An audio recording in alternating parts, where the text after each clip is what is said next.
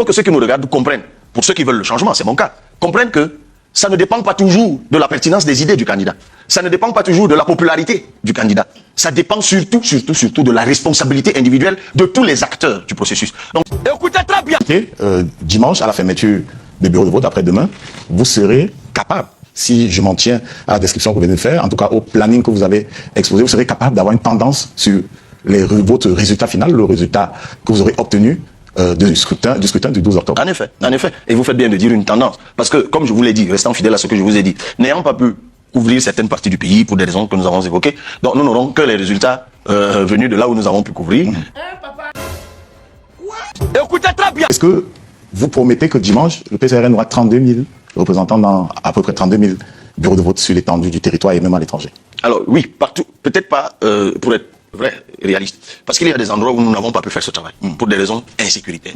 Voilà. Donc, en dehors des zones d'insécurité, où les équipes qui doivent aller sur le terrain, parce que je vous ai dit, c'est tout un travail. Il y a d'abord un travail de désignation. Il y a un travail de désignation, donc de détermination des hommes et des femmes qui vont être dans les bureaux, puis un travail de formation. Parce que la fraude là, dont on parle, la sophistication de la fraude électorale dont on parle, est parfois d'une subtilité telle que vous pouvez rester dans un bureau de vote de 8h à 18h sans vous rendre compte de tout ce qui est en train d'être fait de frauduleux.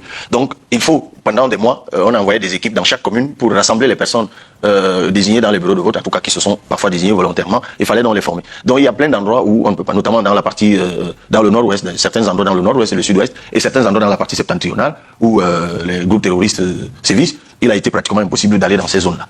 Mais en dehors de ces zones-là, toutes les autres communes où cela a été possible, nous sommes employés à avoir des représentants. Dans le Grand Nord. Mesdames et messieurs, je vous présente Easy Market, une solution sûre, fiable et très efficace pour tous les benguistes qui souhaitent ravitailler leurs membres de famille ici en Afrique, particulièrement au Cameroun. Donc pour tous ceux-là qui veulent envoyer des vivres frais et des produits alimentaires à leurs parents ici au Cameroun, contactez Easy Market. Avec Easy Market, c'est fini avec les histoires des anards où vous envoyez l'argent à vos oncles et tantes, ils font leurs affaires, leur business avec. Contactez rapidement Easy Market. C'est la solution sûre et très efficace. Cerise sur le gâteau. Livraison en 48 heures au max. Contactez rapidement le numéro qui s'affiche au bas de cet écran pour avoir plus d'informations ou bien contactez-les sur leur site web. L'extrême nord, c'est-à-dire Mayo Sava, oui, Chari, à la limite. Mayo Sava, les autres 4 départements. Oui, les autres de l'extrême nord, ça Mayo Tanaga, Fermokolo, Boura, il est Alifa et autres. On y a travaillé pendant des mois. Oui, je peux vous le dire que dans ces zones-là, nous avons des représentants dans les bureaux de vote. Alors, vous parliez des petits fours qu'il faut préparer pour les représentants du candidat. J'ai fait un calcul rapide. Si un package pour les croissants, pour vos représentants dans les bureaux de vote, si un package coûte 2 000 et qu'on multiplie par 25 000 à peu près, ça fait une fortune. Les partis politiques, vous prenez ces fonds où? Vous prenez les moyens où? En fait, lorsqu'on lève les fonds dans une organisation, comme un parti politique, honnêtement, le montant n'est jamais vraiment effrayant. Parce que le calcul que vous faites, il faut simplement le faire à l'inverse. Comme j'aime toujours le rappeler, lorsque 1 million de personnes donnent 1000 francs CFA, ça fait 1 milliard de francs CFA. C'est-à-dire le montant au bout est énorme lorsqu'on le prononce. Mais en fait, chacune du million de personnes qui a donné 1000 francs ne donne pas 1 milliard. En fait, il ne ressent en rien l'impact psychologique du montant au bout. Lui, il s'est contenté de donner pour participer à notre aventure commune 5 000 francs, en se privant juste d'un jus ou d'un petit four, d'une pâtisserie qu'il aurait pu s'acheter, tout banalement. Il décide de le donner pour l'organisation. Donc il faut savoir qu'il y en a qui n'ont pas à donner, pour des raisons évidentes. Il y en a qui ne donnent que les 1000 francs, mais il y en a qui peuvent donner 1000 francs x 10, il y en a qui peuvent donner 1000 francs x 100. Donc, je vous prends un cas, c'est comme ça. Nos camarades du PCRN États-Unis, par exemple, ont cotisé, c'est revenu, on m'a informé de cela il y a 2 jours, $20 000 pour la surveillance du vote. Ben voilà, c'est déjà ça. Vous ne risquez pas d'être poursuivi ou... Enfin, on ne pourrait pas vous intenter un procès d'intention, tout au moins. Pour avoir capté des financements extérieurs pour votre campagne. Non, mais absolument pas. Parce que la loi camerounaise, et c'est bien que vous le précisiez, la loi camerounaise, que ce soit la loi de 90 sur les partis politiques ou le code électoral, effectivement, qui lui-même ne reprend en réalité que les dispositions de la loi de 90, justement, fait interdiction aux partis politiques de recevoir des financements de l'étranger. Aux partis politiques. Je répète, aux partis politiques. Donc, le candidat Cabral Libi peut tout à fait au Cameroun et de façon totalement légale recevoir les fonds au titre de sa campagne de n'importe où dans le monde. Donc il faut justement faire cette nuance-là qui est importante, que actuellement dans la législation camerounaise, Cabral Libi Lingué, qui reçoit $20 000 de ses compatriotes de l'étranger, dont certains pourraient être justement étrangers parce qu'ils ont changé de nationalité, qu'il les reçoit en son nom dans un compte personnel pour protéger le vote de sa candidature, les votes qui seraient favorables à sa candidature, ne violent aucune disposition légale. D'ailleurs, il faut préciser que le Cameroun est l'un des rares pays au monde où on ne plafonne pas les dépenses de campagne. Donc nous sommes dans un pays où quelqu'un pourrait utiliser même le double du budget du Cameroun pour battre campagne, que cela ne dérangerait personne et n'enfreindrait aucune loi. Finalité, dimanche, à la fermeture des bureaux de vote, après-demain, vous serez capable, si je m'en tiens à la description que vous venez de faire, en tout cas au planning que vous avez exposé, vous serez capable d'avoir une tendance sur votre résultat final, le résultat que vous aurez obtenu du scrutin du 12 octobre. En effet. Et vous faites bien de dire une tendance. Parce que, comme je vous l'ai dit, restant fidèle à ce que je vous ai dit, n'ayant pas pu couvrir certaines parties du pays pour des raisons que nous avons évoquées, donc nous n'aurons que les résultats venus de là où nous avons pu couvrir, mais cela ne nous permettra malheureusement pas de dire exactement ce qui est sorti, mais on aura effectivement là une tendance. Et quand vous avez cette tendance, vous les faites valoir où? À la commission de recensement des votes, puisque le contentieux, bien sûr. c'est après le contentieux, c'est avant les résultats. Oui, non, mais pas il n'y a pas autre contentieux. Pas seulement au contentieux. Le contentieux, ça vient longtemps après. Pas que ça vient longtemps après, parce que nous avons 72 heures tous après une élection pour saisir le juge constitutionnel. Mais pour parler de l'élection présidentielle, c'est 2 étapes. Après le jour du vote, les résultats sont d'abord consolidés au sein des commissions départementales. Donc, comment se fait le travail au sein des commissions départementales? C'est que, oui, présidé par un magistrat, même pas par le magistrat, par un magistrat. Donc, nous y allons tous avec nos PV. Et le travail dans ces commissions-là est un travail de vérification, c'est un travail de consolidation. Donc lorsqu'on s'assoit, le président de la commission dit, bon, ok, dans notre département, il y a tel nombre de bureaux de vote, est-ce que les PV, il demande au responsable de l'ECAM, d'Élections Cameroun, qui lui aura collecté les PV et les aura consolidés dans un document. Donc, le travail consiste en quoi? Il lui demande, que disent les résultats que vous avez collectés sur le terrain? Il dit, et vous qui êtes les représentants des candidats, confirme ou infirme. Donc, généralement, ils confirment tout simplement. Tant que Élections Cameroun ne change pas ce qui est sorti des urnes. Et c'est pour cela qu'à ce niveau-là, c'est très important de l'expliquer à ceux qui nous regardent. En fait, si vous n'êtes pas représenté dans les bureaux de vote, dès cet instant-là, c'est joué en fait. C'est joué. Parce que c'est ce qui part de là, c'est ce qui est consolidé là, dans la commission départementale, c'est le PV qui est validé là à la commission départementale, qui lui va à la commission nationale de recensement des votes. Donc, lorsque vous avez des contestations à faire, c'est à ce niveau-là déjà qu'il faut commencer à les faire. C'est là. Et par le passé, ce qui arrivait souvent, c'est que parfois nous étions nous-mêmes absents de ces commissions, ou alors lorsqu'on y était, on n'avait pas les PV. Parce que comment se fait la fraude? Tout simplement, M. Tongue, je vais vous expliquer. C'est que lorsque l'élection se termine... Vous avez fraudé, vous? Mais non, mais j'ai été victime de fraude. Donc, et crois-moi, celui qui en a été victime s'en rappelle. Ce qui se passe, c'est quoi? C'est tout bête. Hein?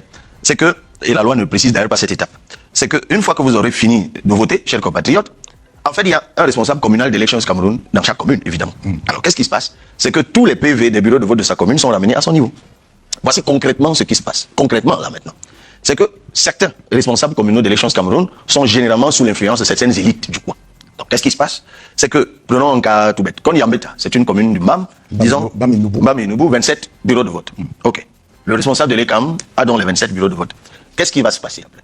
C'est qu'ils vont, comme les PV sont signés des représentants des partis politiques à l'issue du dépouillement, alors qu'est-ce qu'ils font? C'est qu'ils vérifient sur les 27 qu'ils ont, lesquels portent des signatures des représentants des candidats de l'opposition. Ceux-là, généralement, ne changent pas. Parce qu'ils savent que comme il figure les signatures des représentants des candidats, au moment de la consolidation à la commission départementale, ils seront en possession. Donc si jamais le procès verbal global qui est fait par l'électeur marque ce qu'ils veulent. Et vous avez évoqué tout à l'heure une disposition légale sur laquelle on revient tout le temps, qui dit seul le PV de l'ECAM fait foi. Alors l'entendement des gens sur cette disposition, c'est que comme c'est seul le PV d'Élections Cameroun qui fait foi, alors Élections Cameroun peut s'asseoir dans une chambre, fabriquer le résultat qu'il veut. Non, ça s'entend en cas de conflit.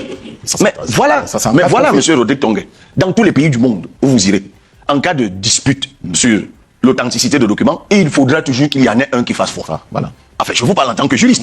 Il faut toujours qu'il y en ait un qui fasse foi. C'est-à-dire un à partir duquel on va travailler. Et c'est pour ça que je vous dis que lorsqu'on va en commission départementale, et c'est comme ça qu'il faut entendre cet article, pas toujours l'entendre de façon tordue comme j'entends les gens le dire, c'est que lorsqu'on va en commission, le document de travail à partir duquel on travaille, c'est le document de l'ECAM. C'est-à-dire que quand on s'assoit, on demande à Élections Cameroun de donner son rapport. Et l'ECAM lit son rapport qui est dans le document de référence, et nous autres, nous réagissons donc par rapport à ce document de référence. Mais ça ne veut pas dire que ce document peut contenir des informations différentes de celles que nous avons. J'aime toujours prendre cet exemple. Il y a quelques années, j'assistais à une réunion à Douala avec un membre du conseil électoral. Et un responsable politique, M. Elimé Lobé, pour ne pas le citer, prend la parole pendant la réunion et dit, il y a un article qu'il faut changer, c'est celui qui dit que seul le PV d'Élections Cameroun fait foi. Et puis le responsable d'Élections Cameroun de Douala 5e à l'époque, qui était là, demande à prendre la parole de façon insistante pour faire un témoignage. Et lorsqu'il prend la parole, il dit, mais tiens, M. Elimé Lobé, vous avez fait bien de le dire. Vous êtes conseiller municipal, à l'époque il l'était encore, vous êtes conseiller municipal. Sur la base de quel PV, lorsque nous nous sommes retrouvés en réunion communale, avons-nous décidé du résultat final qui a fait de vous conseiller municipal? Et M. Elimé Lobé, en toute sincérité, dit oui, c'était sur la base des PV du SDF. Parce qu'à l'époque, il était membre du SDF. Et il lui demande pourquoi nous sommes nous référés au PV du SDF. Et M. Elimé Lobé dit, c'est parce que la main d'écriture sur le PV du SDF était la plus lisible. Et c'est pour cela qu'on s'y est référé. Donc il faut savoir que lorsque nous parlons des bureaux de vote, au bout là, des dépouillements, toutes ces choses-là sont écrites à la main. Écrites à la main après une journée. Et parfois, on a coupé l'électricité. Et nous, on n'a pas tous de bonnes mains d'écriture. Donc, il y a souvent quelqu'un qui remplit les PV. Et parfois, il peut arriver que le 9 ici ressemble à un 8, que le 6 là-bas ressemble à un 7, ou simplement qu'on confonde un 2 à un 3. En plus de déployer tant de militants aux sympathisants, il faut encore choisir des calligraphes parmi eux. En tout cas, ce serait l'idéal. Ce serait l'idéal. Et d'ailleurs, c'est ce qui se fait souvent dans les bureaux après les dépouillements. C'est que souvent, on demande lequel de ceux qui sont dans un bureau de vote a une main d'écriture assez lisible et on lui confie donc la charge de tout remplir. Et c'est de là que viennent justement les erreurs parce que ce n'est qu'un être humain. Comme c'est lui qui doit tout remplir, souvent de sa belle main d'écriture, il peut, de bonne foi, se tromper de chiffres, écrire un 8 à la place d'un 7, ainsi de suite. Et c'est pour cela que la loi dit que lorsque, au bout, on se retrouve donc avec des erreurs matérielles comme celle-là, il y a un procès verbal qui sert de référence et c'est comme ça qu'il faut entendre faire foi. Parce que moi, je vous mets au défi, M. Rodick Tonga. Je suis pas acteur politique. Bon, ok. Mais vous êtes un journaliste politique et qui fait de l'investigation politique. Je vous mets au défi de me trouver un endroit au Cameroun où, après dépouillement dans une commune, comme Konyambeta que j'ai cité tout à l'heure, qui aurait 30 ou 40 bureaux de vote, le résultat du rapport du PV de l'ECAM, différent de tous les autres PV, a été pris en compte au détriment des autres PV. Ça n'existe pas. Il y a un travail à faire, M. Rodick Tonga, qui est réel. Je suis le premier à dire que notre code électoral n'est pas bon. La preuve, nous avons travaillé dans le groupe des 7 pour en proposer un d'alternatif que le gouvernement a décidé de jeter à la poubelle. Nonobstant cela, je suis aussi le premier à dire que ne faisons pas comme si, avant que nous n'entrions en politique, il n'y avait pas de gens avant nous. En 1992, lorsque Ni John Fundi perd l'élection présidentielle à 36%, derrière le candidat sortant qui avait 39%, il n'y avait même pas Onel. Même pas. Parce qu'aujourd'hui, nous on parle d'élections au Cameroun, il n'y avait même pas Onel. À l'époque, c'est l'administration territoriale qui exclusivement donnait les résultats. Et grâce à nos devanciers dans le champ politique, il y a eu des avancées. La question est, oui, pendant que nous nous battons pour que ceux qui viendront après nous trouvent que nous avons amélioré ce que nous avons trouvé, est-ce que de façon optimale, nous faisons déjà usage de ce que nous avons trouvé? Eh bien, parfois, il faut le regretter aussi. Ce n'est pas toujours le cas. Parce que, comme vous me posiez la question tout à l'heure, je vous ai dit que ça fait des mois que nous travaillons à cette question. Et croyez-moi, c'est pas gagné. Je peux déjà vous dire, M. Rodick Tonga, qu'au moment où je reçois des coups de fil toute la journée, des gens qui disent, oui, on doit suivre le vote après-demain, on mange quoi? Et puis, vous avez des gens qui vont vous dire à un moment que, bon, moi, je veux un tel montant. Hein. Oui. Et si vous ne me donnez pas ce montant, ben moi, je suis plus là. Ah ben voilà. Et attention, il y a d'autres partis qui, eux, sont déjà en train d'identifier. Il y a, vous avez peut-être suivi cela, il y a certains cadres du PCRN qui, pendant cette campagne, sont en train de démissionner. Je prends le cas et que l'on présente dans les meetings du parti au pouvoir comme étant des démissionnaires. Alors vous, quand vous voyez tout ça, vous ne comprenez pas. La plupart de nos gars qui sont en train d'être débauchés maintenant sont, curieusement, des gens qui ont travaillé dans la sous-commission en charge de la surveillance du vote. Tiens, parce que lorsque nous en sommes rendus compte il y a quelques jours, on a dit, mais c'est pas possible. Pourquoi il y a un ciblage particulier de nos cadres qui travaillaient dans la surveillance du vote? Mais c'est évident. En fait, on s'est même rendu compte que beaucoup sont retournés depuis, assistaient aux réunions, faisaient tout pour avoir les documents, enregistraient tout ce qui se faisait. Et la première chose qu'ils font, c'est qu'ils prennent tout ça et donnent à quelqu'un. Pourquoi? Ceux qui sont au pouvoir veulent absolument ces informations. Mais c'est parfois pour commencer à appeler au téléphone les représentants dans les bureaux de vote, simplement pour les retourner. Je pourrais aussi vous prendre le cas, je ne cite ni la ville ni la personne, qui a été nommé l'autre jour proviseur, un de nos cadres, qui était enseignant depuis très longtemps et personne ne savait qu'il existait. Il a été nommé proviseur là, il y a 2 ou 3 semaines. Et curieusement, il a peut-être été touché par la grâce. Mais évidemment, je suis très heureux pour lui. Ce qui me surprend quand même, c'est que curieusement, juste après sa nomination, il a disparu avec tout notre fichier. Oui, au point que pour déposer à Elecam, il fallait rentrer dans les fichiers sources que nous avons archivés pour pouvoir déposer. Il ne prenait plus le téléphone, il a disparu complètement. Et pour finir, tellement on le harcelait même, on le menaçait même de le poursuivre, il nous a envoyé une photo de lui habillé du pain d'un parti concurrent en nous disant que si on est fort, qu'on le fasse arrêter. Donc, c'est un travail, c'est pas toujours évident. J'aime toujours raconter cette histoire de 2018 où l'un de mes représentants dans un bureau de vote me ramène un PV où j'ai 0 voix. Et lorsque je lui demande pourquoi j'ai 0 voix, il me dit c'est pas possible, je vous ai voté. Je dis bon, ok, mais votre signature est portée sur un procès verbal où j'ai 0. Alors que vous êtes mon représentant. Mais il était le premier surpris. Il dit non, c'est pas possible, puisque je vous dis que je vous ai voté et que lorsqu'on a compté, j'ai dit oui, mais il y a peut-être eu un coup de magie, ça a disparu. Bon, c'était évident pour tout le monde. Parce que ce qui s'est passé, c'est qu'il a pris un peu d'argent. Non, après, il vous a pas voté, simplement. Vous n'étiez pas dans le. Alors, d'autres personnes qui ont assisté au dépouillement reconnaissent quand même. Non, mais il était seul dans le Il y avait des voix. Non, j'avais pas que sa voix dans ce bureau de vote. Et d'autres personnes ont assisté au dépouillement. Non, je n'avais pas que sa voix. Ce qui s'est passé, c'est ce que je suis en train de vous dire. C'est qu'il a rencontré un bienfaiteur sur le chemin, comme selon le modèle que je vous ai présenté tout à l'heure. Vous voyez que il ne s'arrête pas seulement, il ne fabrique pas seulement les résultats sur des PV où il ne voit pas les signatures des représentants des partis d'opposition. Lorsque le représentant, même dans un bureau de vote, prête le flanc à la corruption, on peut le retourner et prendre de l'argent et accepte de vous ramener cette fois et ce serait sa faute, un faux PV. Et je raconte tout ça et merci vraiment de me donner l'opportunité pendant cette émission et vers la fin de la campagne d'insister sur ces questions. Parce que sur ce point-là, il faut que ceux qui nous regardent comprennent, pour ceux qui veulent le changement, c'est mon cas, comprennent que ça ne dépend pas toujours de la pertinence des idées du candidat. ça ne dépend pas toujours de la popularité du candidat. Ça dépend surtout de la responsabilité individuelle de tous les acteurs du processus. Donc vous pouvez battre. Dans le premier vous pouvez faire une très belle campagne. Le premier élément, c'est avoir le des meilleur projet. représentants, obtenir leur probité.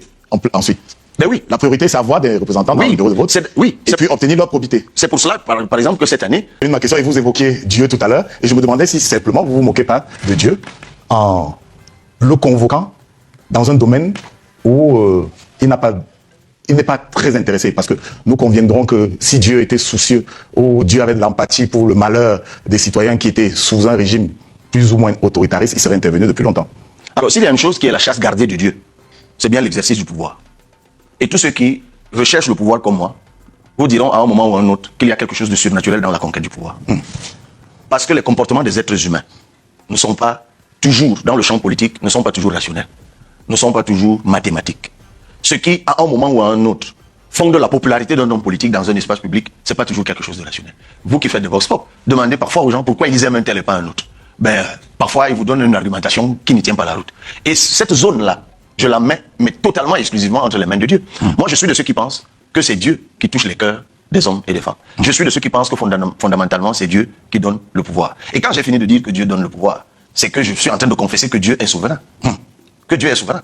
Et qu'il ne va pas toujours donner le pouvoir à celui que vous croyez qu'il en sera bénéficiaire. Il va donner le pouvoir à celui qu'il a choisi. Et donc, maintenant, moi, toute autorité vient de Dieu. Toute autorité, ça c'est ma conviction personnelle. Ça pourrait ne pas être partagé par d'autres. Pour moi, l'autorité vient de Dieu. Donc, c'est pour ça que moi, je prie Dieu tout le temps. Les mots usités pour parler du Premier ministre tout à l'heure ne donnaient pas l'impression que vous avez conscience que toute autorité vient de Dieu.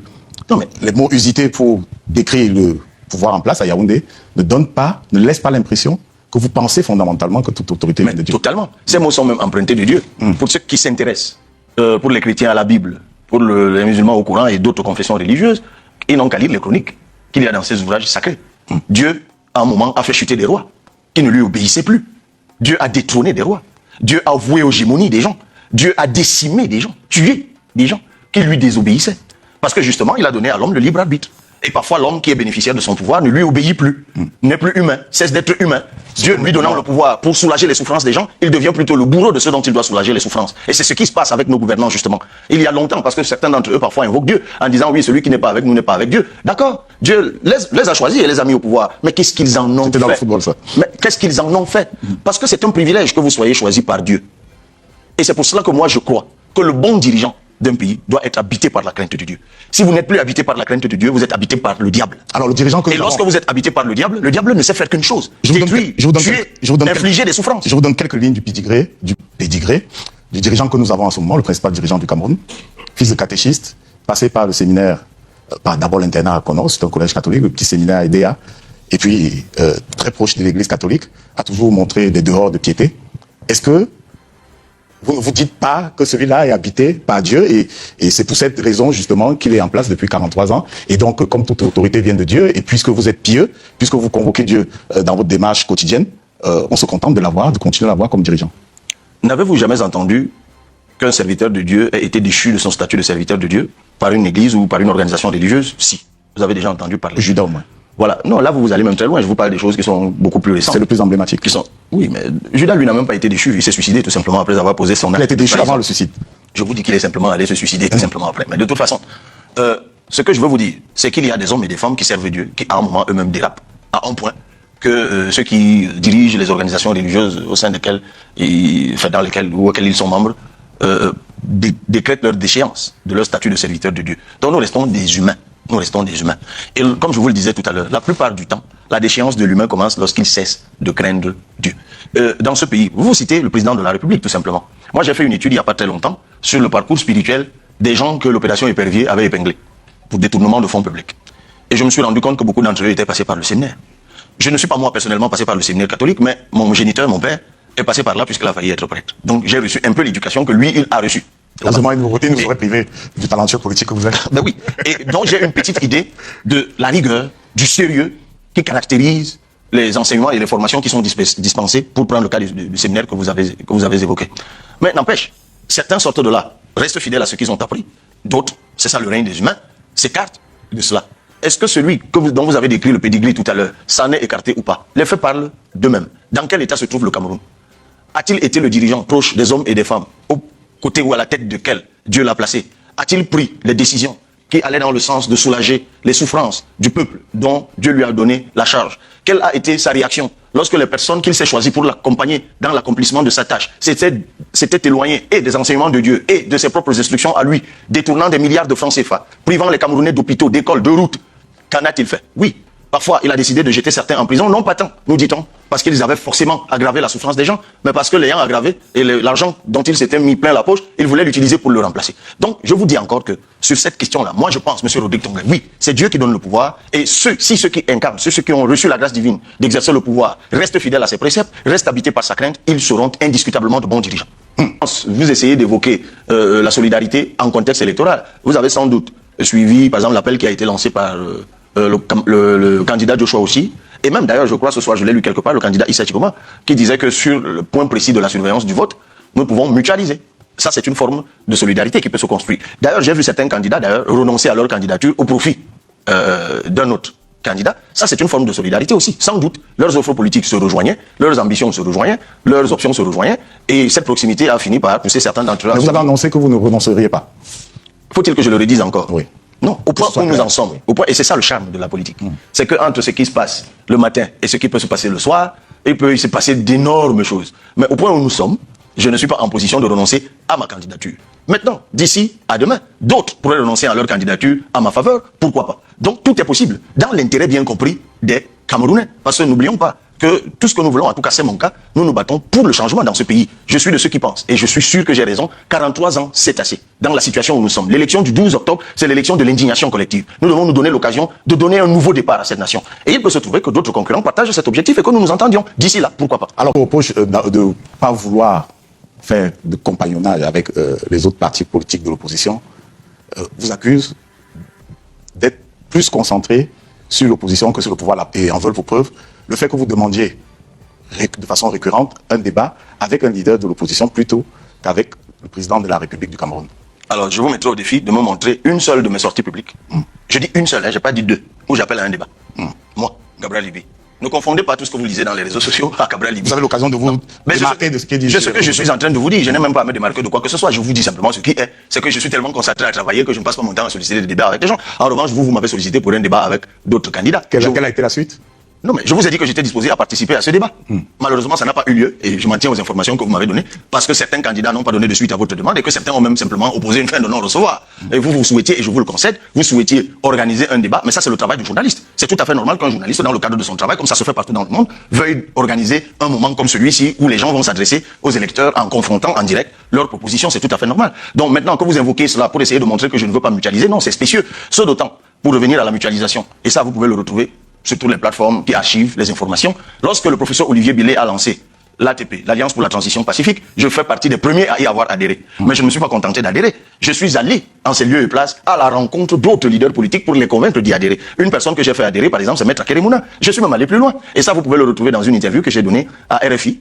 Lorsque M. Boisbouvier m'avait demandé, c'était au mois de mai, Monsieur Libi, est-ce que vous êtes prêt au sein de l'ATP à renoncer à votre candidature? J'ai dit oui. Il m'a dit, ce serait au profit de qui? J'ai dit au profit de Maître Keremouna, parce que j'estimais, en âme et conscience, que l'objectif de mutualisation pour une transition, parce que c'était ça l'objectif, une transition pacifique. J'estimais que le meilleur profil, c'était le profil de Maître Keremouna, de par son expérience, son rayonnement international, son âge aussi. Parce que j'estimais que pour ce type de job, qui inscrit sur la durée, c'est bien de confier ça à une personne comme celle-là. Moi qui suis l'auteur d'une offre politique, d'un projet politique, et avec l'âge que j'ai, je me suis dit, bon, ok, c'est un job très important, confions-le à Maître Keremouna. On n'a pas forcément les mêmes profils, parce que moi, on pourrait me soupçonner, si j'occupe cette fonction, comme je suis armé d'un projet politique, de ne vouloir appliquer comme un projet politique plutôt que le projet de transition. Ça, c'est des éléments qui sont là, archivés, qui montrent la disposition qui a toujours été la mienne de participer à la mutualisation. Et c'est à ce dernier de poser la question pourquoi ce que nous avons convenu ensemble n'est pas allé jusqu'au bout. Je ne saurais vous en dire davantage. Non, Cabral Libi a toujours été ouvert aux discussions. Même lorsque nous avons été approchés par l'APC, vous vous souvenez sans doute, on en a parlé à un moment, que mon collègue Jean-Michel Nietzsche a lancé, il m'a saisi pour ça. Et je lui ai fait une réponse qui était tout à fait simple, normale.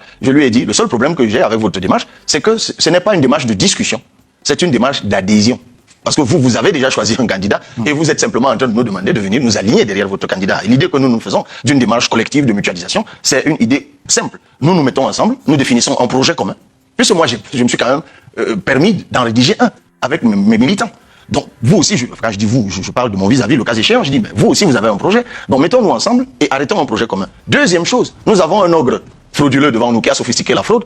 convenons d'une stratégie commune de surveillance du vote. Puis, troisième chose, et c'est la plus simple, définissons des critères objectifs du choix de l'un d'entre nous pour être, comme le disent les latins, le primus inter pares, c'est-à-dire simplement le premier parmi ses pairs. Mais malheureusement, beaucoup n'ont pas accédé à ça. Vous savez ce que j'entends tout le temps? C'est que, ça c'est revenu dans le Vox Pop. Ah oui, monsieur Cabral Libi, vous êtes jeune. Alignez-vous simplement derrière nous. Et vous apprendrez. Bon, d'abord, il s'autoproclame professeur de politique, et puis je serai dans leur étudiant. Et puis, voilà, vous avez du temps. Mais c'est un prophétisme que je n'arrive pas à comprendre. Je ne sais pas où ils sont allés lire, que moi j'aurai plus de temps que... Je ne sais pas trop quoi. Non. Je ne conçois pas que les aînés veuillent sanctionner les cadets du seul fait qu'eux, ils ont décidé de ne se lancer en politique à la retraite. Non.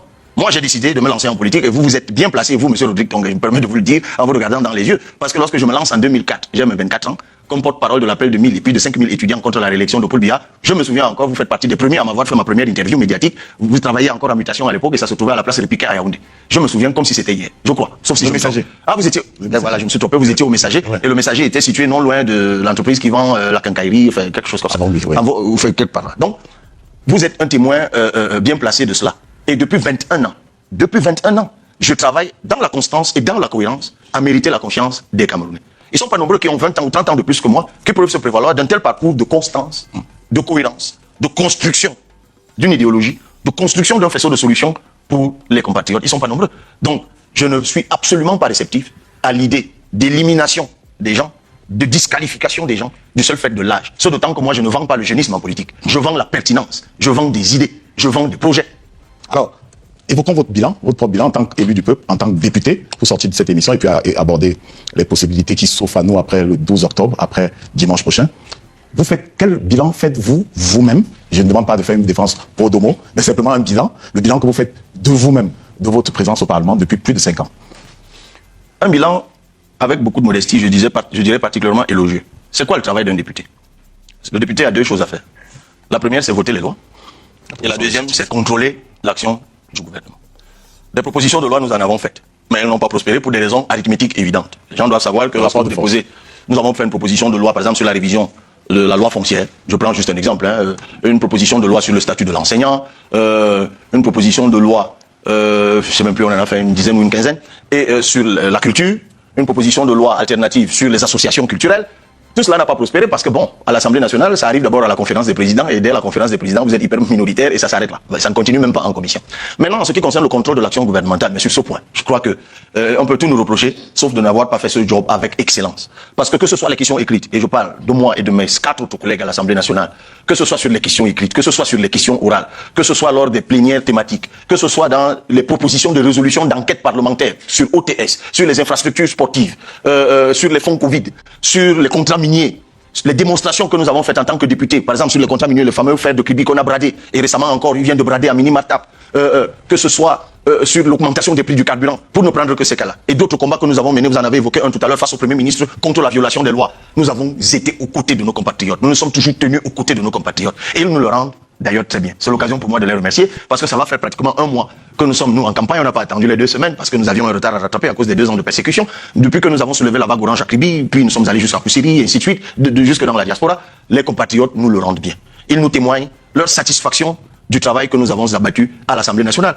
Pour moi, c'est très courant, lorsque je suis en tournée dans l'étendue du territoire, que je me sente obligé parfois de rappeler aux gens qui me parlent que j'ai des collègues élus là.